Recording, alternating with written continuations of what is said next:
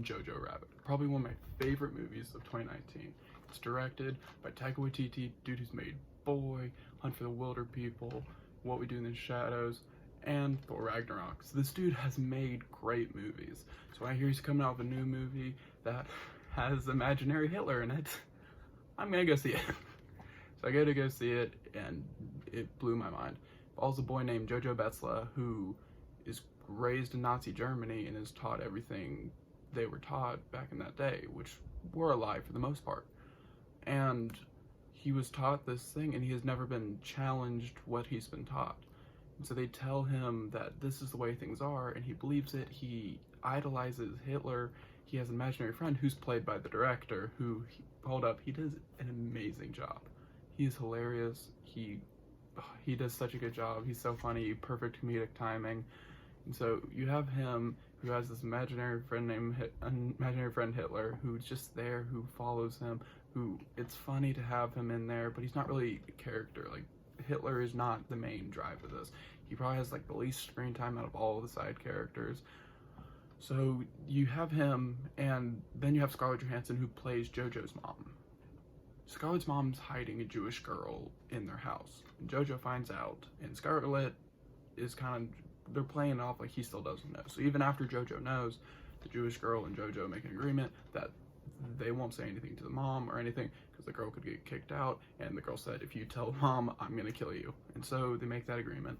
So Jojo learns to challenge what he's been taught. He's been taught everything by the Germans, that Jews are evil, they're made by Satan, and you should not trust them. If you see them, turn them in and kill them.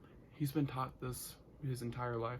But the one thing that key takeaway from this movie that every person should listen to is that you should challenge what you've been taught. Don't just believe it because it's there.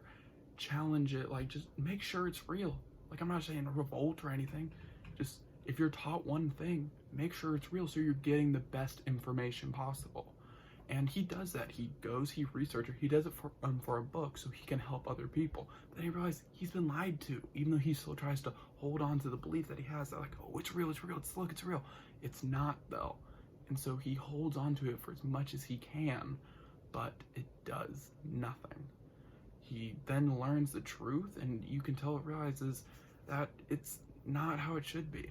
And this movie is actually really heartfelt, too. It teaches you this relation between a mother and a son. You show the relation that they're really close, and that's really nice. And then you also show the girl who's hiding in the walls, the Jewish girl, who Jojo's mom is still showing to be a mother figure. She's 18, and then she looks up to Scarlett's character and just goes, hey, I don't know what it means to be a woman, will you help me? And so she's being a mom to her too, and that is really nice. And I really appreciated that about this movie, is that you didn't just have mom looking out for the son, you also had her looking out for who she sees as a daughter by this point, and that was really good. And the one thing in this movie that some people told me was unnecessary, should not have happened, was it is a dark comedy, so there are jokes that just cross the line, and he knew he was crossing the line. For me, that is perfect. I love those movies. I could watch those all day. There's a joke where a kid dies, and it's probably the funniest joke in the movie. It had me dying laughing, but I felt uncomfortable thinking, should I be laughing about this? Or should I be like, oh, that's not funny? But yeah, I laughed. It's funny. And so that's probably the only problem people have with this movie, is that it does have dark humor. And it's, besides, if you can get over that, it's basically a perfect movie. There's great acting by Sam Rockwell, Scarlett Johansson, Rebel Wilson, Taika, and Roman Griffin. They're just amazing. All of them are. All of it's great acting, and it's probably my favorite movie of 2019.